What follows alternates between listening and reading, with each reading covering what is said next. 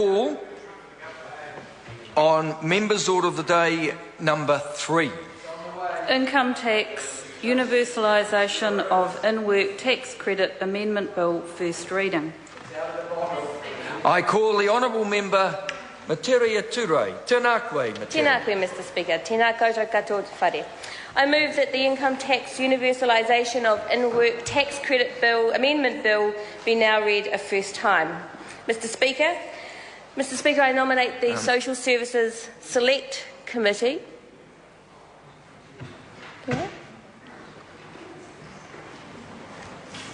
Sorry, Materia. I'm just not sure that I heard that you nominate the Social Services Committee to consider the bill. I was just about to say it. My apologies. No problem, sir. So, Mr Speaker, I nominate the Social Services Select Committee to consider this bill. Thank you. Mr Speaker, all New Zealand children deserve a good life and a fair future. And New Zealand can be and should be a great place for our kids to grow up. But we can't deny that for many thousands of children it is not great. It is a cold and hungry place to grow up. And it's easy for us to turn away, to blame the parents, to blame the economy, to blame earthquakes or Europe or acts of God, but it is impossible to deny the facts of poverty in our own country, or to deny that we have the solutions in our collective hands. The Children's Commissioner says that 270,000 New Zealand children live in poverty. That's more than 250,000 New Zealand children. 50% of these children are Māori or Pacific, and more than 150,000 are reliant on families who rely on a benefit. These facts are why we see on the television screens day after day empty lunch boxes and school bags, teachers desperately seeking funding to help give their kids breakfast, increasing illness, hardship and deprivation of our littlest citizens, and even reports of kids looking through pig bins for food. These are children that we know.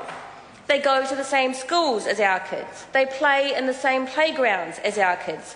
They have the same dreams and aspirations, but they do not have the essentials, and therefore they do not have the opportunities that many of our kids have had.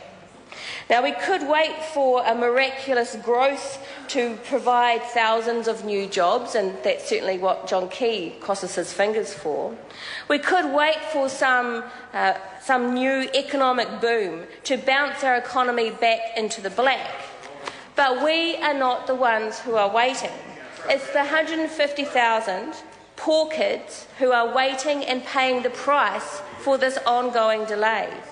And it's a price that's paid in empty tummies and cold feet and poor learning.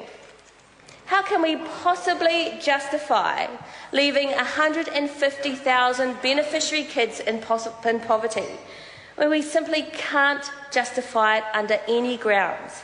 Such a huge disparity can never be justified in a country that prides itself on fairness and opportunity. The solutions to this poverty suffered by kids every day in this country are in our hands, and we can, if we choose to, give them a fair future. So here is my first step towards that fair future for our kids. My bill we are debating tonight will relieve the worst poverty for these 150,000 children. My bill transforms the in-work tax credit into a genuine targeted child payment available to all low-income families. It is a step towards a universal child payment supported by so many of our community. My bill removes the requirement that a person must work a minimum number of hours from the current criteria for this tax credit.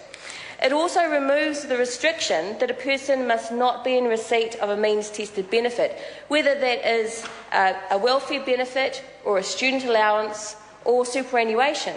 And we know that many grandparents on superannuation take care of their grandchildren. So this extends the eligibility for the payment to all low-income families. The bill does not alter the means test aspect of the payment, so John Key's supposed millionaires will not get the payment from this bill no matter what he says. The in-work tax credit was designed to provide an incentive for people in paid work and to alleviate child poverty. But it is not delivered as an incentive, it is actually delivered as a child payment to alleviate child poverty. The tax credit is paid on the basis of the number of children in the family, and it is paid to the carer of the children, not to the income earner. It is not related to the costs of work, nor to the hours worked. It is in effect a child payment, and it has been operating well for low-income working families. People should be encouraged to work, and increasing the minimum wage and making the first $10,000 of income tax-free are just a couple of ways to make work really pay. If this government is serious about creating an incentive for families and for work, it should not pay that incentive by denying to the poorest kids in this country a child payment that will help alleviate the worst poverty. My bill will cost the government money, and so it should. It will cost between $300 and $400 million a year. But compared to the estimated $6 billion a year, the cost of keeping kids in poverty, it is a very good and very small investment to make in our littlest citizens. And we do need to make it now because our kids deserve it. The bill has been described as a practical and just way to address child poverty by Auckland University economics professor Susan St John, who says that excluding the poorest kids from the payment as they are now cannot be justified on moral or ethical grounds. It's disturbing that the national members of this House are barraging from behind me, given the serious issue of child poverty that we are facing today. And I think it shows their attitude to the issues of poor children who go hungry every day in this country. In fact, the High Court has held that the in-work tax credit is discriminatory in part, and the Child Poverty Action Group is preparing a case for the Court of Appeal seeking a ruling that the in-work tax credit discriminates against the poorest children. I sincerely hope that they succeed to get justice for our kids. Some from government would have you believe that the poor in New Zealand are bad parents and by definition and deserve nothing more. But through this bill, I would unashamedly put at least $60 extra each week into the back pockets of families who desperately need it to house and clothe and feed their kids. I refuse. Did you hear that? A comment from the National Party that feeding kids is communism. I refuse to condemn ordinary New Zealand mums and dads who are without work. I was one of those mums once, as were many in this House and thousands of those in our communities. We know how tough it can be, and only shame ourselves when we judge others or kick the ladder out from behind us, as we know some have done. Over the past months, like many New Zealanders, I have been appalled by the Prime Minister's scorn for the seriousness of child poverty, for his refusal to entertain any solution for these 150,000 children, and by his ignorance of the targeted child payments created by my bill. I urge New Zealanders to take the step for children and to join our Green Party campaign to end child poverty. Become a champion for children and make poverty a political issue so that no politician could ever turn their face away from the facts or the solutions.